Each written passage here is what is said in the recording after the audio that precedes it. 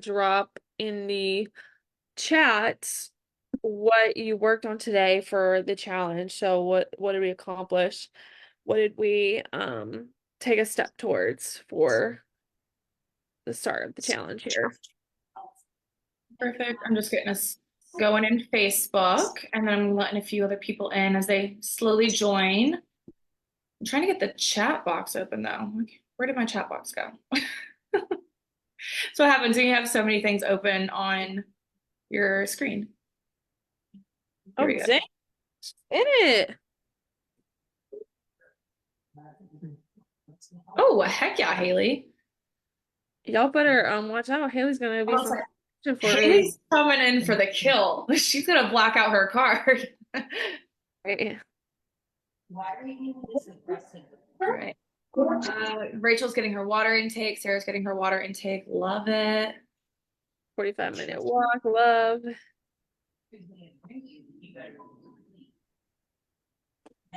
Um, More walk. Oh my gosh, is that my kid? Yeah. I wish I knew. Wish I knew what I was It's saying. so funny. All right, let's see. Okay.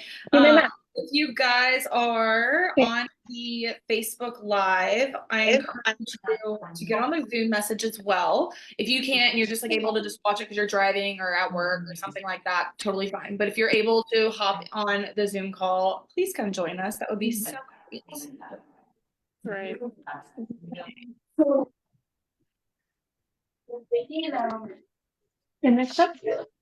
All right, I'm gonna get the screen shared and get us all ready to go. I'll give another couple of minutes if anyone else.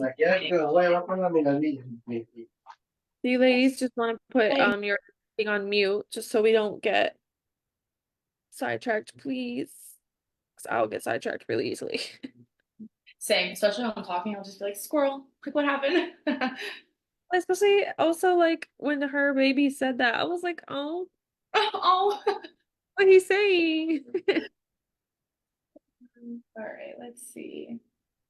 And if you guys are comfortable or someplace that you can, turn your cameras on, come join us, hang out. If you can't, totally fine. Just encouraging everyone to kind of step outside of their box this week. Mm-hmm. All right, let's see. Who do we have in here? My phone is like not wanting to be cooperative with me today. Here we go. We got 4 people on the Facebook Live. Love it.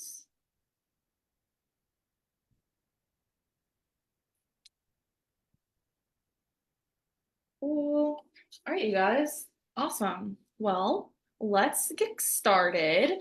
Before we kind of dive in, I want you guys to either drop in the chat or drop in the comments on Facebook Live, wherever you're watching, what your like initial thought about metabolic adaptation and like what your first initial thoughts of like what is that?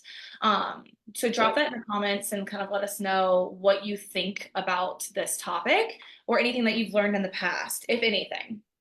No, no dumb answers or anything here. I'm just curious to see kind of like where everyone's thought process is at. That's a good question. Confusing. Yes, Yeah. and Google is very contradictory for sure. Don't really know anything about it. Okay. Totally cool. That's why we're here, right? Mm-hmm. Anyone in the Facebook group? Fancy. Nobody in the Facebook group said anything yet. Haley said it sounded fancy.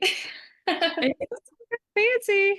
It's a little more in depth, that's for sure. That's why we wanted to do a call on it for sure. All right. Cool. Okay, let's dive in. So we're going over metabolic adaptation, of course. Like I just said, some of you guys maybe have heard of it, some of you maybe have never heard of this, and you're like, what the heck is going on?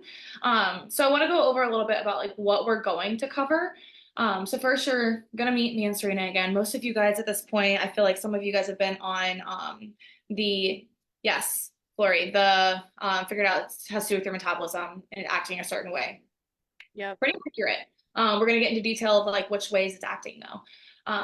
But you're going to meet me and Serena again. A lot of you guys were on the masterclass too, so you got to meet us a little bit there, just seeing us in the Facebook group. But then we're going to go over what is metabolism to answer this question for you guys, so you guys can understand a little bit more detail before we even dive into metabolic adaptation, because we're going to dive into metabolic adaptation after that. And then we're going to talk about some factors that influence the metabolic rate. The role of a calorie deficit, which I feel like so many people take to the extreme a lot of the times, especially because of diet culture, right? And then prevention of metabolic adaptation as well, monitoring, adjusting, long-term success and sustainability. And then we're going to go over a couple of success stories with this, okay? Cool. All right. So drop a yes or here or something in the comments, maybe some emojis if you're with us and you're ready to get started. I will wait. Here we go. All right, cool. Awesome. Sweet. So I'm Coach Lex and this is Coach Serena. We are part of the Carolina Core Practitioners team, where we coach women just like you guys, right? Like we're coaching women just like you guys. Even some of our clients are currently in here. Shout out to a few of you. And we coach women who have been stuck. Can you just simply feel, oh, I didn't change the slide over here. Sorry, you guys. My bad. If I do that, just call me out. I got my dual screens back and I'm like, wait, I have to do multiple things at one time now. This will load for me. There we go.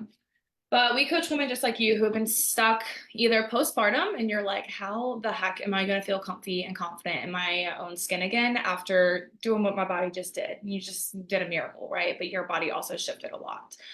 Even if you're not postpartum and you're on this call, maybe you've been struggling with yo-yo dieting for years and you're just like, I want something that's finally going to last. We're your girls. That's what we do here. We are not about quick fixes or anything like that. But yeah, do you want to kind of give your little introductory to your personal life, Serena, and then I'll do a little bit and then we can move on to the topic for tonight. Yeah, I guess long story short is I was on my own weight loss journey. I successfully was able to lose 40 pounds. I unfortunately did not use the help of a coach, and I wish I would have because it would have taken me a lot less time than it did. Um, but ever since then, I've been able to just take what I've learned and maintain that. And now I have like the semblance of being able to maintain this for the long term and I don't have to track anymore and all of those things. So it's been really rewarding walking alongside everyone else, helping them learn how to do this too. Yeah, love that. So for myself, I come from a eating disorder background where I did work with a coach coming out of that. I've actually worked with two different types of coaches. A more of like a recovery macro learning how to eat more for my body type of coach. And then I also worked with a specific gut health coach as well. So I've very much, I would say like veteran when it comes to investing in my health and making sure that I'm taking the steps along the right direction.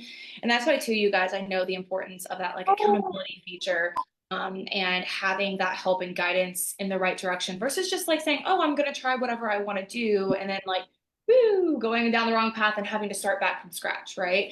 I mean, I studied this. I have my master's in nutrition and dietetics. I've got a bachelor's in exercise science and stuff. Like I studied this. So I always constantly felt like I shouldn't have to hire a coach. I know what I'm doing, but I'm still a human. And I finally realized that and did invest in myself and was like, wow, this is the best thing I probably could have done is having that outside perspective help walk you in the right direction. So it's kind of cool that Serena and I both kind of come from different backgrounds when it comes to the health and fitness world and how we got to where we are today. But that's what makes us a really good team and working with you guys as clients and stuff moving forward. Hi, Bubba. Awesome. Oh, All hey. right. Cool. Let's dive into the details then. All right, you guys. So what is metabolism? Like, what the heck is it? So I really want to explore the fundamental aspects of achieving those long-term success when it comes to weight loss specifically, okay? Metabolism has a lot of different benefits and stuff, and we'll, of course, talk about all of these. But understanding metabolic adaptation, you have to understand metabolism first. So that's why we're going to go over this first before we dive into the next one. But metabolism is often referred to as like your engine. You hear me and Serena probably like on Instagram or live calls whenever we do it, we refer to like the body as a car a lot of the times because your body really is a machine. It knows exactly what you want. We just have to understand what it needs to get it from point A to point B, right? So a lot of times you'll hear it referred to as like your body's engine. And it plays a pivotal role in determining like your energy expenditure and consequently also our ability to lose weight effectively. So if it's like a wonky engine and not working too properly, then it's probably not going to work effectively to get you to those weight loss goals. But I also want to throw in here, it's never broken. A lot of times I have women come to me and they're like, my metabolism's broken. I can't do anything. You're not broken. Everything's fixable, right? It's just a matter of taking the steps in the right direction to fix what needs to be fixed.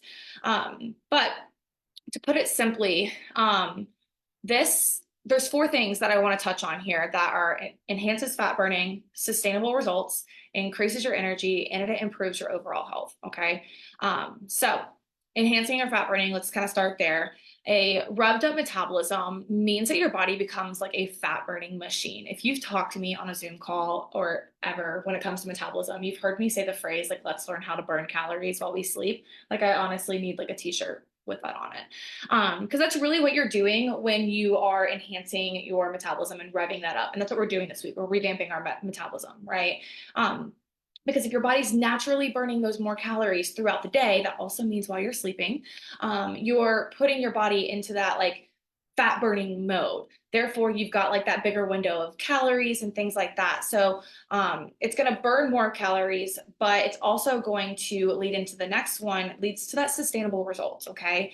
And unlike the quick fixes and stuff like that, when you're increasing your metabolism, this means you can eat a higher level of food on while burning more fat. I hope this is making sense. Are you guys following this flow of metabolism here? Because if you eat more calories and you're burning more fat, it's going to be way more sustainable. Because I don't know about you guys, but raise your hand if you, or you can like do a thumbs up in the chat if you like eating food and enjoyable good food, not like chicken, rice, and broccoli. Am I the only one? Because I like ice cream. That's always my go-to. All right, cool. So if we can get you guys burning more fat naturally, then you're also going to be able to eat a little bit more, right? Which is going to be so much more sustainable long term. All right. So no more yo-yo dieting or quick fixes, endless cycles of like weight loss and regaining it, and things along those lines too, because it's also going to stop you from having to regain weight over and over and over because your body's naturally burning more calories. So therefore it's a lot harder for you to get into that surplus versus just staying in that maintenance. So this is why it's super, super important for that long-term sustainable results. Okay. Also increasing energy. A healthy metabolism equals essentially like boundless energy. By optimizing your body's metabolic rate, you'll feel more energized, vibrant, and ready to tackle kind of whatever life throws at you because your body's just running more effectively. Like think of a car that's got like that you just did an inspection on and you got like an oil check, you're full of gas, you got all these like things fixed up and stuff. It runs so much smoother than a car that's like got something leaking here, some alert is going off here that you don't know what's happening, and it just doesn't run as smooth, right? Same goes for our body. So if it's easier going to run smoother, you're most likely going to be able to do things more efficiently, which therefore that energy comes out. Okay. Also, overall health is improved, of course, beyond just the weight loss. Revamping your metabolism, it's going to have a lot of effect on like your long-term health, thinking like reducing the risk of your chronic diseases, your immune system function, and things along those lines. Because if you're able to better balance your weight throughout your lifetime, that's also going to have a domino effect into those chronic illnesses and things that a lot of people unfortunately see later in life. Okay. So does that make sense kind of why metabolism is so important? Yep. Okay. Put it in the comments. Yeah. And any questions about metabolism before we kind of go on to the next one? Because I want to make sure we have a really good understanding of like what this is before we dive into the nitty gritty of everything.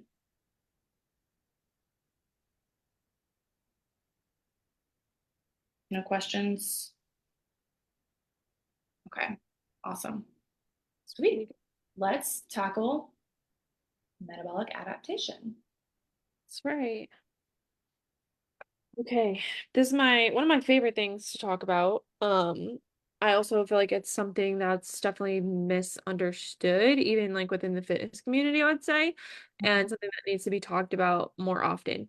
Because you hear this like fancy word and you're just like, what is this? Like, I don't know. But I always like to tell people, like, in short, it's really your body's way of maintaining homeostasis. So your body's always going to want to be at a level that's, good, balanced, even.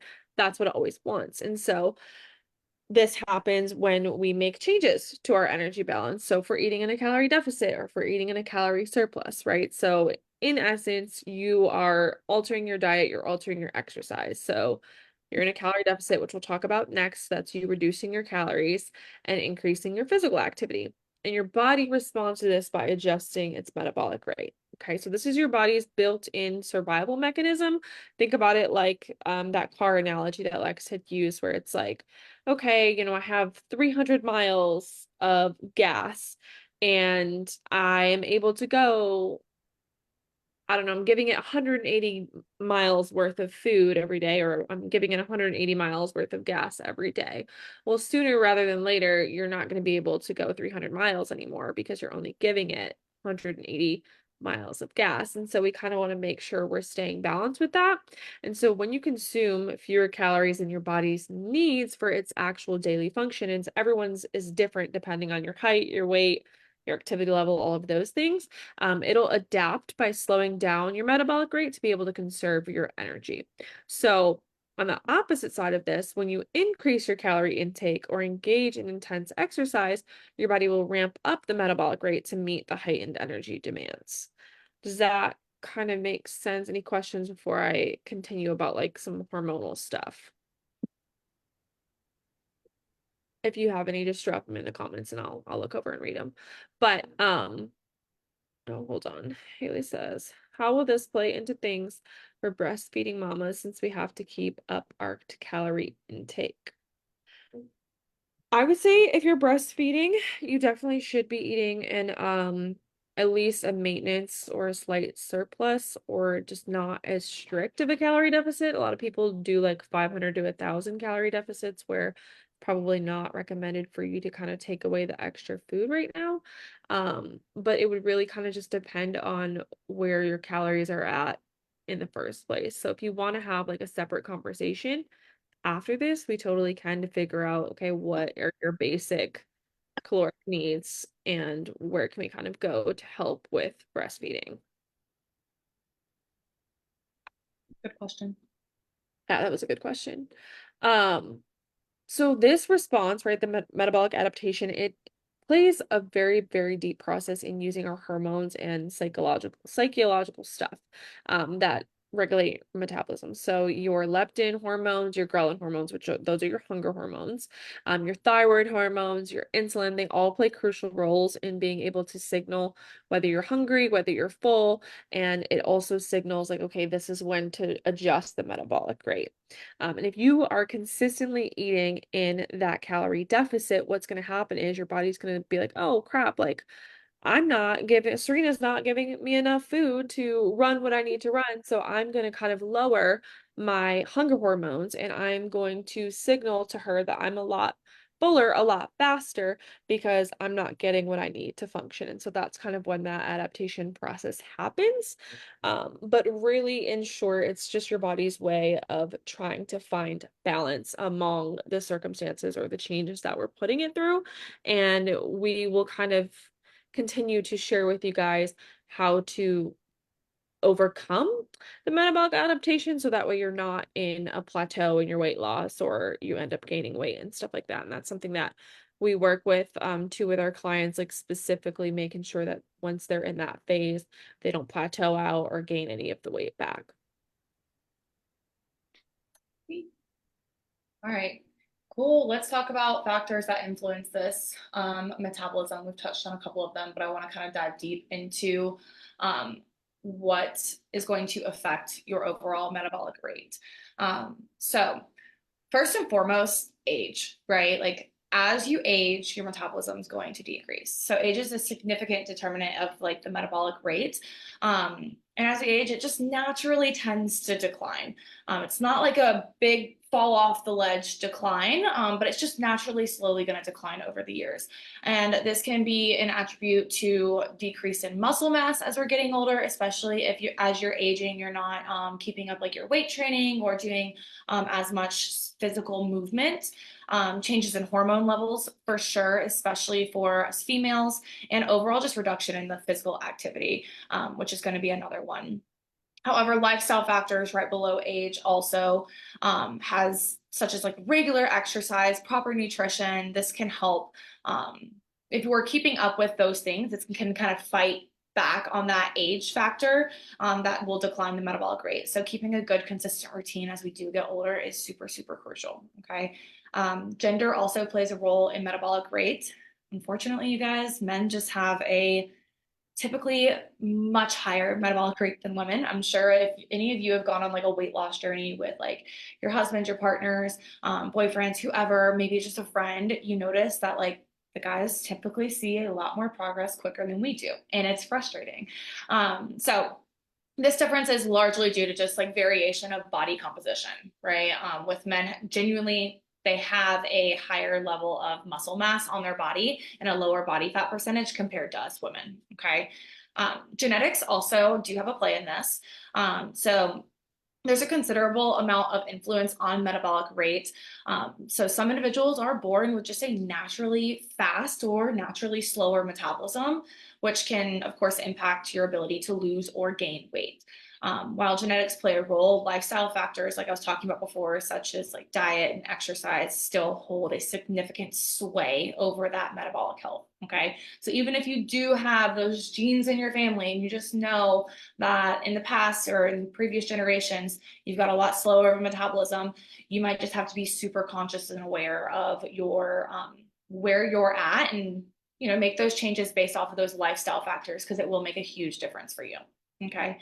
Body composition also. So particularly the ratio of fat to muscle. So typically you'll hear people say like body fat percentage is really what we're looking at here. But this will significantly impact your metabolic rate, you guys. Muscle tissue is metabolically active, meaning that it burns more calories at rest compared to that fat tissue. Okay. And that's the cool thing about your metabolism, you guys, is that the more muscle that you put on and the more food that you eat, and when just disclaimer here, you guys, when Serena and I are talking about like the more food that you eat, we're talking about proper nutrition too. I'm not just telling you to go out and eat like a dozen donuts all the time, right? I'm talking about proper nutrition, but the more food that you consume with well-balanced meals, protein content, fiber, colorful foods. It's one thing on your guys' bingo list this week. But when you're consuming more and you're putting on muscle mass, your metabolism is boosting like crazy. Okay. Therefore, your body is burning those natural calories more. So in turn, more muscle mass you have on your body, the higher your metabolic rate will be. Okay. Finally, with this one too, activity levels is super crucial determinant of the metabolic rate. Okay, so physical activity, both like structured exercise, like, okay, I'm gonna go to the gym or I'm gonna go on a run, specifically like training, but also just like daily movement. So if you sit at a desk all day for work, maybe make it super conscious decision to go on a walk every 2 hours if you can, whatever it may work, or get like a walking pad for your desk, or go on a walk after every time you have a meal, whatever it may be. Because sedentary lifestyle, on the other hand, is really going to slow down that metabolism over time, okay, as well as with all of these other factors combined, of course. But if you're going to have conscious training sessions and you're going to do a gym session or a group class or a run, whatever, that's fabulous. But I also don't want you guys to forget about just your daily movement in general, because that plays a huge role in this process as well. I don't know if you guys have maybe heard Serena and I talking about your NEAT, your non-exercise activity thermogenesis. It's one of the biggest percentages out of that like overall total daily calorie burn. So that's what falls under this category here. And so I just want you to understand that these factors are all going to influence the metabolic rate, and you might lack in some areas and be well above in some areas. Just really focus and be intentional on what you can control, because there are certain things that we cannot control, right? like your age, your gender, your genetics, but you can control your lifestyle factors, your activity level, and body composition. These are the things that I really want us looking inward on. Okay. Awesome. Now more about calorie deficits.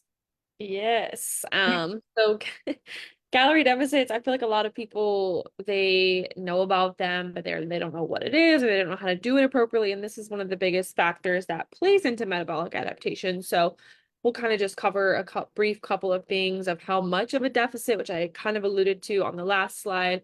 How long should we be in the deficit for? Is survival mode really a thing? And just what food scarcity is going to look like. So in essence, a calorie deficit is necessary for weight loss. And what this means in short is, okay, you are burning more calories on a daily basis than you are consuming. I always like to tell everyone, you can control what you put in your mouth. You just can't control what you're putting out, because I could do the same exercise as Lex and she might burn, 700 calories because she has a little more muscle, and I might burn 500 calories because I have less muscle, whatever the case is. And so that's something, like she was saying, focus on the things that you can control versus what you can't control. And so the way a calorie deficit works is ideally, how much of a deficit do you want to be in?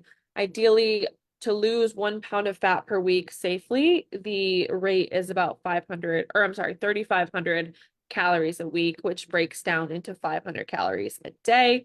Again, if you don't know your specific numbers, we can all chat after the class. But how this works is this is going to force your body to tap into its stored energy reserves, which is primarily fat, to be able to make up for those extra needs. And so that's where the weight loss piece comes from, because now your body is burning the fat to make up for that extra energy that you need. Okay. So how long should this last? Honestly, safely, I would say, like, depending on the person, of course, it's going to be different for everybody. But around 6 to 8 months, I would say, is safe, probably closer to the 6 month side.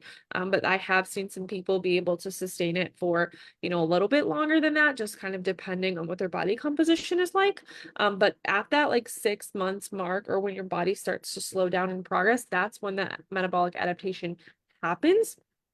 And because your body does kind of enter into survival mode, just like we talked about, because now it's like, okay, well, I don't have enough energy to sustain myself for everyday activities. So I'm just going to start to slow down how much that I need to burn. And so let's just say, for instance, my metabolism is at 2,600 calories a day, and I'm eating, 1,700 calories a day for whatever reason, because I'm trying to lose weight or just maybe not on purpose or whatever the case is.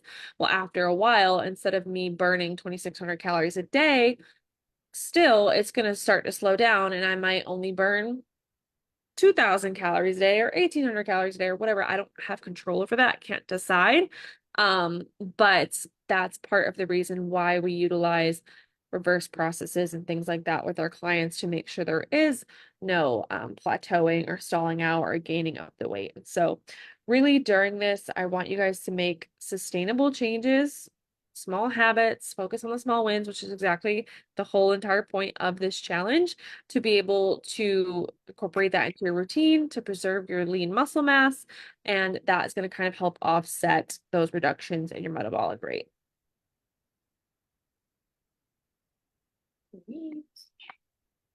Awesome. We're going to talk about some of those strategies real quickly. All right. So strategies to prevent metabolic adaptation. You guys are probably like, okay, you're telling me what it is, you're telling me what all this stuff. How do I prevent this from happening? We got you. Don't worry. First things first is the gradual calorie reduction, right? I don't want you guys going from not tracking calories at all and then being like, oh, okay, I guess I'm eating this much. I'm just going to go straight to 1,200, which is that typical fad diet number that a lot of people typically go to, right? But what I would highly recommend with starting a calorie reduction is just track what you're doing. Don't put any barriers or parameters on it. Don't put any goals on it. Just simply track what you're doing and assess, like, okay, where am I even at? Where's my baseline and starting point? Okay. So then take it from there, right? This approach will really allow your body to adjust more gradually, minimizing that risk of your metabolism just like plummeting and stopping like cold turkey almost, because it's like, whoa, what the heck are you doing? I have to reserve all of this stuff, kind of going into that survival mode that Serena was talking about. So calorie or gradual caloric words, Alexis, gradual caloric reduction here. Start slow with yourself. Don't get too extreme. I know we live in this like microwave society where we just want fast results. So we just think the bigger the deficit, the better, the faster. And that's not always the case, because it's really going to hurt you on the back end of things. Okay. Number two is resistance training. So incorporating resistance training into your exercise routine is so crucial for preventing lean muscle tissue or preserving lean muscle tissue. Because like I was telling you before, more muscle mass equals metabolically active tissue, which is going to mean you're burning more calories at rest compared to more fat tissue, right? So by maintaining or increasing your muscle mass through resistance training, like weight training, things along those lines, you can help offset that reduction in metabolic rate associated with weight loss. So pairing these two together are super crucial, because as you are slowly decreasing your calories, if you're maintaining building muscle on decreasing calories while increasing muscle too, that's really going to help kind of combat that metabolic drop that you might see. Okay. Number three is prioritizing quality sleep and stress management. All right. So adequate sleep and effective stress management are crucial for optimizing your not just metabolism, but health in general, but specifically as we're talking about here, metabolism for sure. But poor sleep and chronic stress really can disrupt like your hormonal balance, which can contribute to metabolic dysfunction. Okay. This is going to affect your hunger hormones, your fullness cue hormones, your ghrelin and leptin and stuff, which is going to affect the amount of foods that you're eating. What are you craving? When are you craving them? Which is in turn going to reflect your nutrition and your intake and your energy and things along those lines. So that's how it just kind of domino effects into everything. So I really want you guys to focus on prioritize getting quality of sleep in and practicing like stress reducing techniques such as like mindful meditation, quiet time, journaling, things, maybe spa night, whatever works best for your schedule. I know a lot of you guys have kiddos, so maybe after the kids go to sleep, you just like take a minute to read by yourself or whatever it may be. And then also implementing nighttime routines and morning routines. I think this is also something on the bingo card, if I'm remembering correctly, is to post a nighttime and morning routine to really help with that sleep. This is something that I'm really working on right now, is focusing on proper sleep and stuff, and nighttime and morning routine is super crucial for this. Okay, Haley said there are active metabolism pills. So I think the active metabolism pills just want your money. I don't know a better way to put that, but there are pills out there that will say that they will like automatically boost your metabolism. The 1-a-day vitamins, I guess, sells them. Is that what you're talking about, Haley? The 1-a-day vitamins? Yes. Okay. The 1-a-day vitamins. Yeah, I'm curious to know what the ingredients are too, Serena. That's very interesting. Maybe we can look them up real quickly. But that's super interesting, because my only thought process around that is it helping us in some way increase like lean muscle tissue? Is there something there that's actually going to in turn boost that metabolism? That's where my question would be. Yes, send a group or send a screenshot of it in the group chat on Facebook. That would be super helpful, Haley. Thank you. And we'll take a look into it. I would highly recommend going with the lifestyle factors like the proper nutrition, training, and things like that. I'm not saying it's all like a load of crap, but a lot of these companies do just want to profit off of like thinking, oh, it can be a quick fix sort of scenario. So I don't want you to like dive into that and get sucked down that rabbit hole. So we'll take a look at it for you. I found it. Did you? Yeah, I mean, we could talk about it in the group chat, we could talk about it now. I don't care. What are your initial thoughts just looking at it? I mean, it's kind of just like it says on the website B vitamins that help convert food to fuel, which is not necessarily wrong, but it's also just a lot of production of energy, which I think is where they're kind of marketing it as a metabolism booster, because there's 120 milligrams of caffeine in it as well, which is kind of a lot Yeah. pill. And so of course if you take it, you're gonna feel like because you've got magnesium in there, you've got zinc, you've got caffeine, you've got 4 different B vitamins. So all of those things boost your energy a little bit. And so it's kind of just, Yeah. yeah. It seems like it's a pill that gets you up and going to like actually do the things that are going to boost your metabolism. Yeah, that's what it seems like to me. And there's red dye number 40 in there, and you know how we feel about that. So, Guys, yeah. Okay. Stay away from all of red 40. Okay. I hope that answers your question, Haley. You can still send a picture in the group message though. I'd like to see it if you don't mind, because since I have my screen shared, I can't look it up right now. But great point to bring up. Thank you. Number 4, refeed days or diet breaks. Okay, so periodically incorporating a refeed day. If you are one of our clients thinking, oh my gosh, what are a refeed day? We will let you know when you need to do one of them. Don't don't go down a rabbit hole with this, okay? And this is something too that I want to make really clear is that number 4 and number 5 that I'm going to go over, they're really specific kind of advanced nutrition techniques that I would highly recommend you do with a coach. Just to know that you aren't going to kind of throw everything left field and be like, whoa, why did I put on all this weight all of a sudden? Because there is a rhyme and a reason to the way you do it. But essentially, an umbrella overview of what it is, it's when you periodically incorporate refeed days, which is when you eat a little bit more of carbohydrates throughout the day, or diet breaks where you just kind of give yourself a break from tracking, don't really worry about it, practice intuitive eating. Okay, so these short periods of increased calorie intakes can signal to your body that food is plentiful. Like, hey, don't worry. I know you're kind of going into like reserve mode because we've been in this deficit for a while, but like, just a reminder, we're still fueling ourselves and I'm not like going to starve because I don't need to be in survival mode. There's food there. Okay.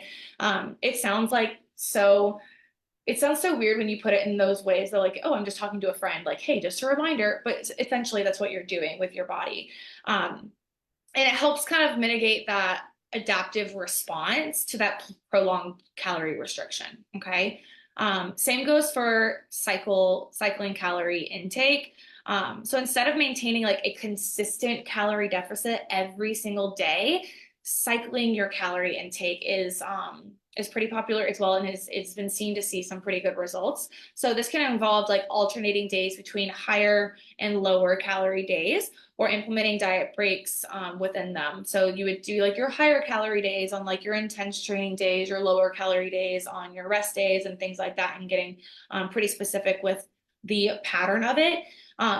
But cycling your calorie intake can help prevent your body from adapting to that consistent energy deficit that you might be in when you're trying to lose weight. I will say it is very time consuming to go into these things, especially if you're going into it while just kind of trying it on your own. So it's much easier when if you do have a coach kind of guiding you, saying, okay, this is what we're doing this day, this is what we're doing the next day. And like I said, if you're any of our clients listening, don't go down a rabbit hole. We will let you know. We will let you know when it's time to do this. Okay. So, but by implementing these strategies, you can really kind of mitigate the effects of metabolic adaptation. I'm not saying this is 100% going to prevent any of it from happening, but these things are going to help you see more progress when less stalling out. But it's not just about the weight loss too, of course. I know you like everyone has that goal, right? But it's also about like promoting that long-term health and sustainability here. And that's the goal for these two, is because we don't want to set you back by letting your metabolism adapt. We do want to kind of push you in the right direction where your body is continuously working like that machine that it wants to be. Okay. Awesome. Ooh, let's talk about monitoring and adjusting our progress. There's a couple of different ways that we want to monitor and adjust, and a lot of these, well, mostly all of these, we use with our clients. So number one is the obvious regular weigh-ins, right? So being able to monitor your weight regularly can kind of give you good feedback on, okay, here's what I'm doing is correct, here's what I'm doing, might need a little bit of adjustment. You want to make sure that you're weighing yourself at the same time or as close to the same time as possible every week, under consistent conditions. So like ideally we tell our clients right when you wake up after you use the bathroom, because those, couple like that stuff can matter. But if you do tend to get anxiety with the scale, you can kind of also not push it to the side, but at some point, like if we have some clients that do have anxiety with the scale or they've had a bad relationship with it before, we will take that away because we don't want them hyper focusing on one number when they're seeing progress and wins in all different other areas, which we'll talk about in a second here too. So for instance, if you take progress pictures, which we do encourage our clients to take, but if you take them for yourself, you don't have to put them anywhere, but it really helps put things into perspective. Like, okay, maybe the scale only went down 3 pounds, but your stomach and your waist have shrunk so much. And so you can see that in the pictures. And that also goes for taking body measurements. So if you have like one of those measuring tapes that they use for like sewing and stuff, you could use that to measure your waist, your hips, your chest, your thighs, your arms regularly to kind of gauge the progress as well, besides the scale. So again, going back to that, oh my gosh, I only lost 3 pounds, but I'm down, 6 inches or whatever the case is, that kind of puts things into perspective as well. Um, you also want to make sure that you are tracking your food intake to the best of your ability. There's tons of different food tracking apps, MyFitnessPal, Chronometer, all of those things. But if that's something that kind of scares you a little bit, you could start off smaller, paying attention to portion sizes, making sure you are getting in more protein or just eating more mindful choices with your food, and then making sure you are balancing like your overall calorie intake to make sure you're staying within that target range. Ideally, if you are on a weight loss journey and you are in a calorie deficit, I mean, the only way to really know if you're in a calorie deficit is to track your food. So I would definitely recommend utilizing that first and foremost before trying to kind of go off and venture off into the intuitive eating side of things. And then another one that's really, really important is to make sure you're paying attention to your energy levels and your hunger signals. So, really listening to your body's cues on how tired you are, how energized you are, how hungry you are versus how full you are. If you're feeling really tired or overly hungry, then it's a sign that, you're maybe not eating enough food, or maybe you're in a calorie deficit and it's a little bit too aggressive. So, really trying to pay attention to those small things, and it'll take some time to get in tune with that, but once you are, like, you're gonna be so thankful for it for the long run. And being able to make those adjustments with your intake based on your activity level, will help kind of support you to achieve those long-lasting results.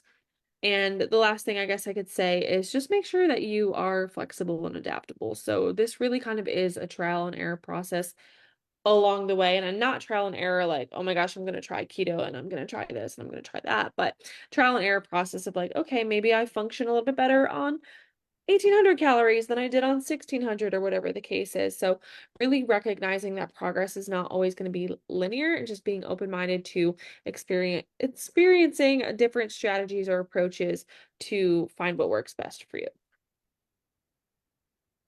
Perfect. There was a question in the chat. I'm not sure if everyone saw it or not. But how often would you suggest weighing yourself? We recommend 1 time a week. I did put in there, there's just so much fluctuation that happens throughout the week, you guys, whether it be maybe you're constipated, maybe you had a little bit higher of sodium or something. If you give yourself that week, it's going to be a way more accurate piece of data to track, because your body has a little bit of time to kind of level out for where it's at, right?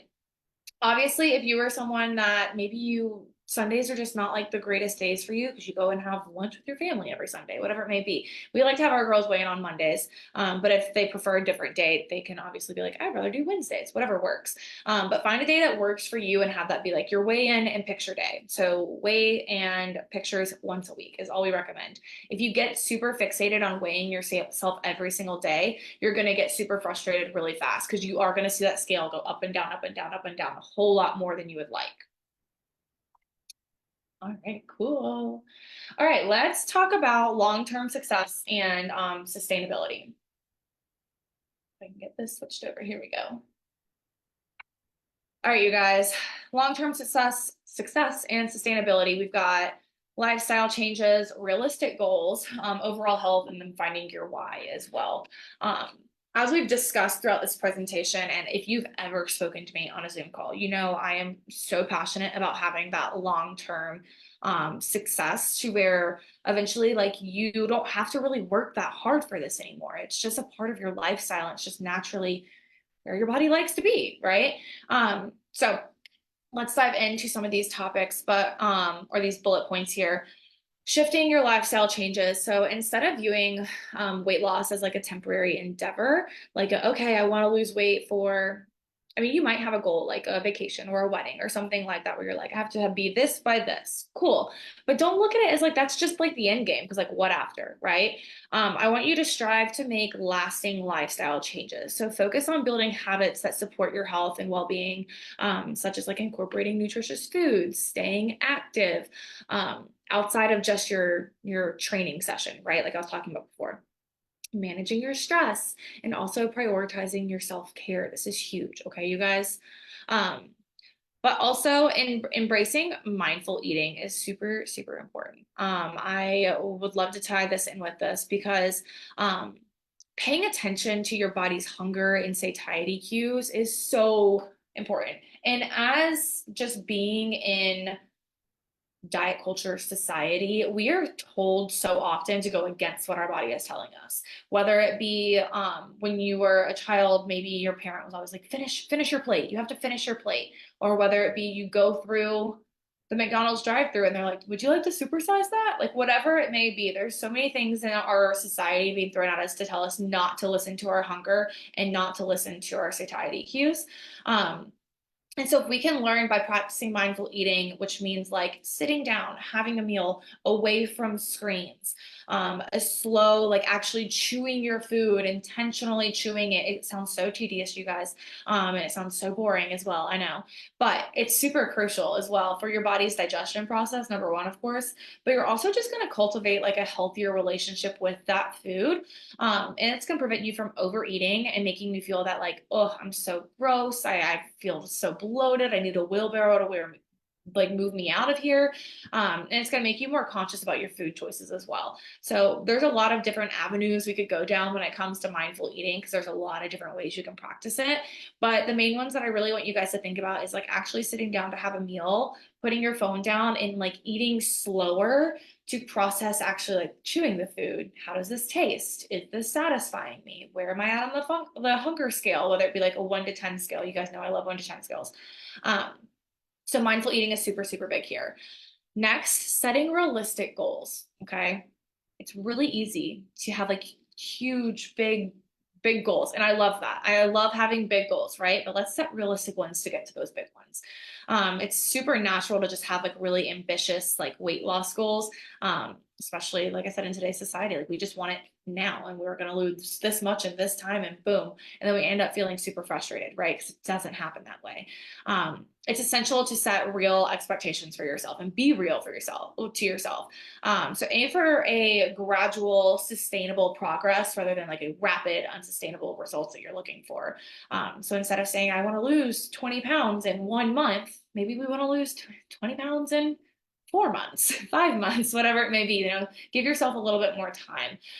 But also celebrate those small victories along the way. Okay. And focus on non-scale victories as well. While weighing yourself, if you are someone who weighs yourself, that piece of data can be super important during this process, but also focus on like, how are my clothes fitting? How do I feel today? Where's my energy at? Did I look in the mirror and actually be proud of what I see? There's so many different non-scale victories, right? But energy levels, strength in the gym, and just like better mood and energy and or mood swings and things like that. Those are going to be kind of the first ones that you notice. All right.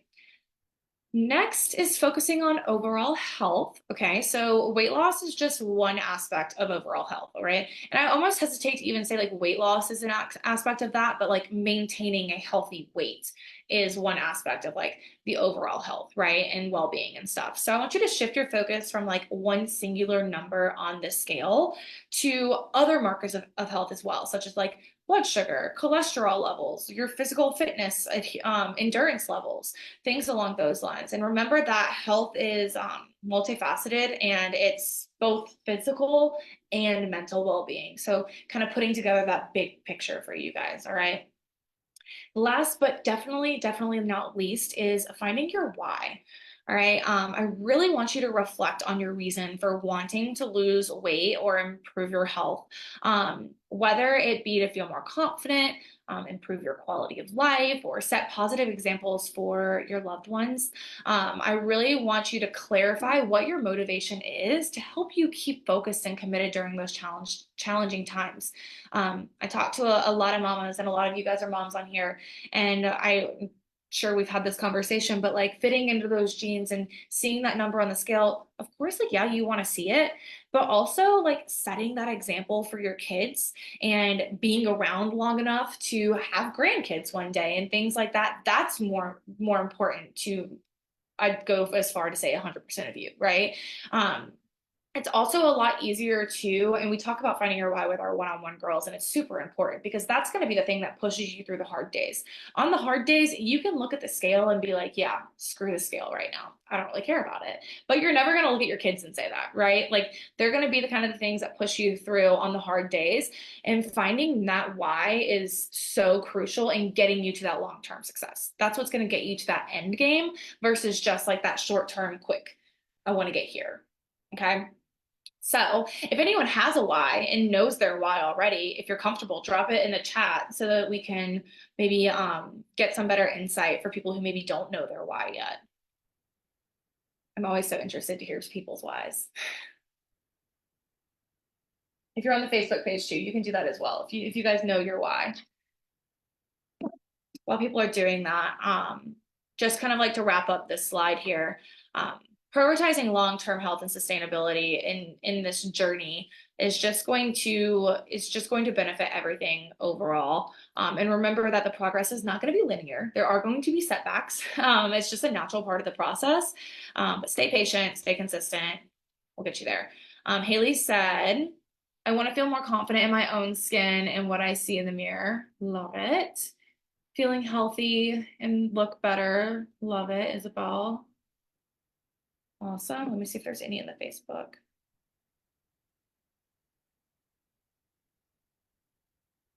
Let's see. Oh, Melissa talking about mindful eating. She said this is a difficult task with toddlers. I know it's important, but hard to actually achieve slower eating and chewing slower. How do you do this with little ones? So Melissa, oh, Serena replied, and I love that. Love that. Do you want to read what you answered that question with? Yeah, I said I would kind of incorporate it like a game with your toddler, like kind of trying to teach them the benefit of eating slower in a way that is fun to them, right? Like you're obviously not gonna sit there and be like, oh yeah, like this is why you need to eat slower, but like, oh, I bet you I can finish your food, like finish my food after you or whatever. Because a lot of times, I mean, kids are probably gonna eat really fast anyways. So Mhm. using that. But maybe the actual, I also wrote like maybe the actual act of eating slower might be hard for you right now. But maybe we start to focus on chewing slower, especially at the beginning. And when you start to focus on chewing slower, it's gonna evidently make it take a little bit longer from you. A lot of times I do see people trying to scarf their food down, which okay, sometimes we might be in a rush, we might need to do that. But allowing yourself to be more mindful as you're eating and be able to slow down that chewing process. So really kind of just focusing on, oh my gosh, let me focus on the flavors of this food and so on and so forth. Yep. So that's kind of, I guess, like my tip. Unfortunately, I don't have a toddler to like test that out on, but Oh, I like that that. I like that tip. And if you guys try that tip, definitely let us know if it works. But the eating slower, the mindful eating stuff, I mean, this is something that I personally struggle with. I'm a very fast eater. My husband Nick is also a very fast eater. We just like finish dinner very fast. But one of my best friends is like the world's slowest eater. And so whenever I go out to eat with her, if I'm eating with her ever, in my own head, I'm kind of like, I'm gonna finish after Madison. That's what I'm gonna do. I'm gonna see if I can like finish after her and slow down. Um, but it's just it takes a lot of conscious effort and having kiddos at home and stuff. I know that's definitely an added level there.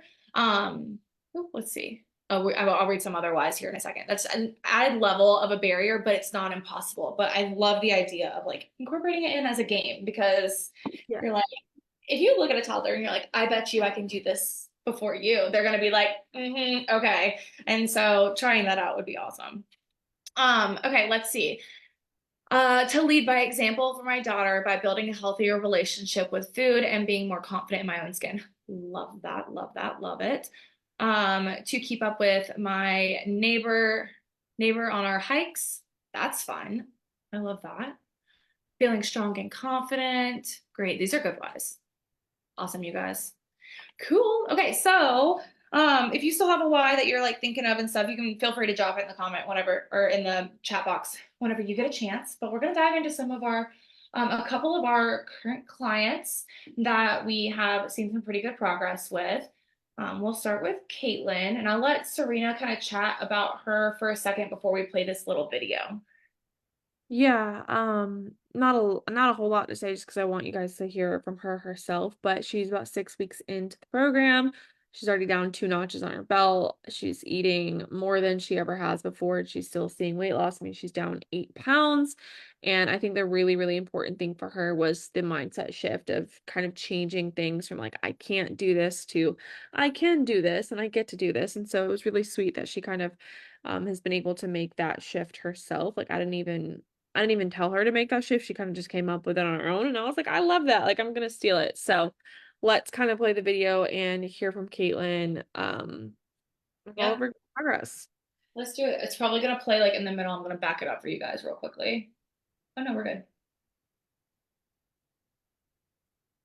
Give me a thumbs up if you can hear it when it starts playing.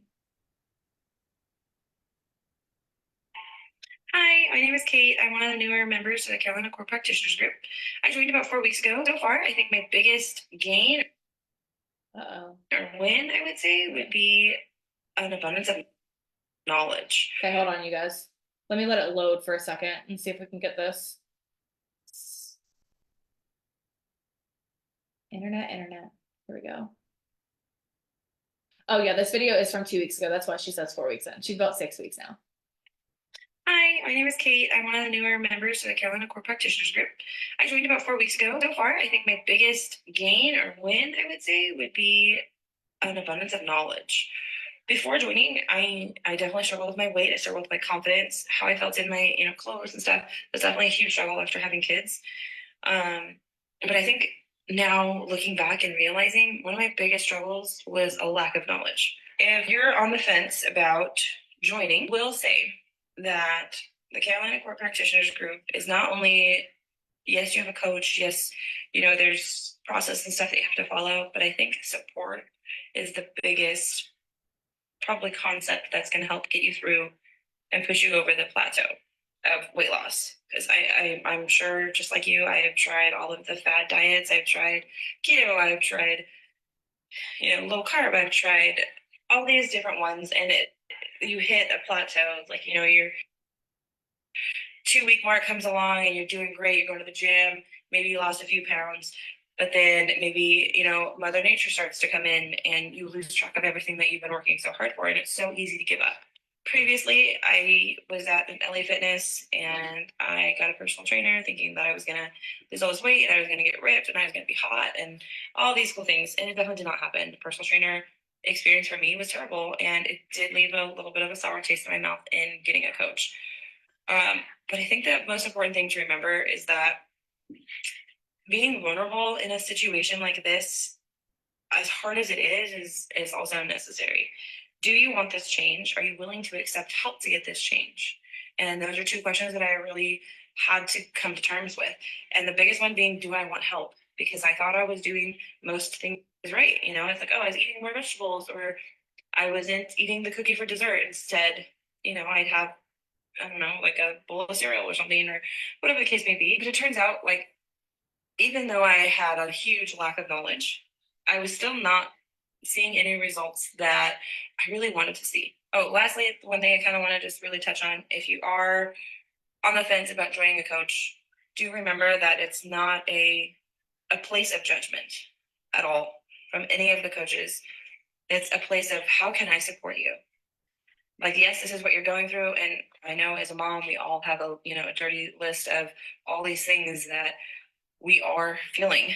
And you are feeling weak. Okay, how can I support you? And I think that's so important on a weight loss journey, because it's turning your mindset from you can't to you can. And how can you adjust? it. And that's not something necessarily you can achieve on your own. Anyway, thank you for coming to my TED Talk. Awesome. All right, you guys. I know this is going a little bit longer than we told you guys it would. We got a little chatty, but just want to show you guys a couple of our other clients here real quickly. The examples that I pulled from these two was specifically because of metabolism here.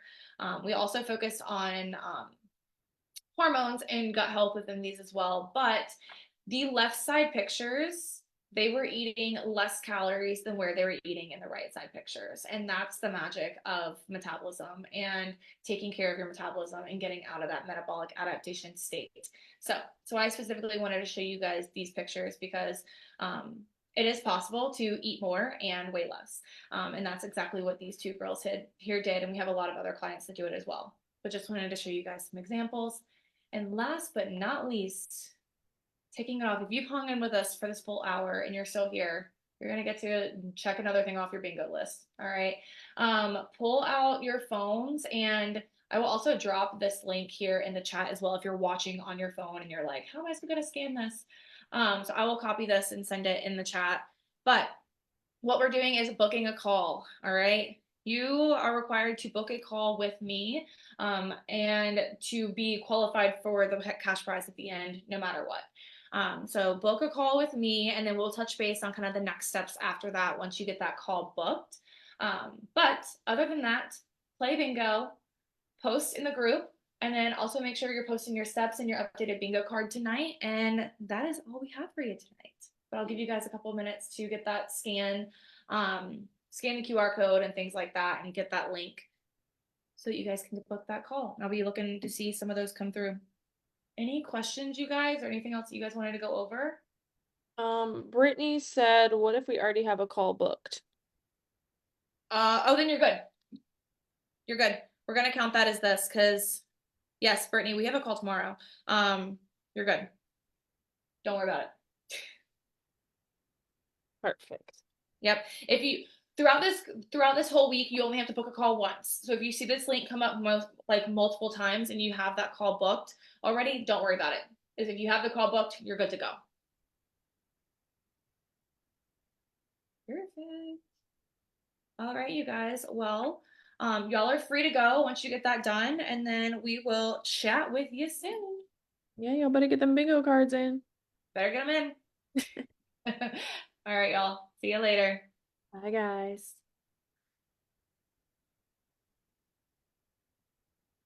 Alrighty.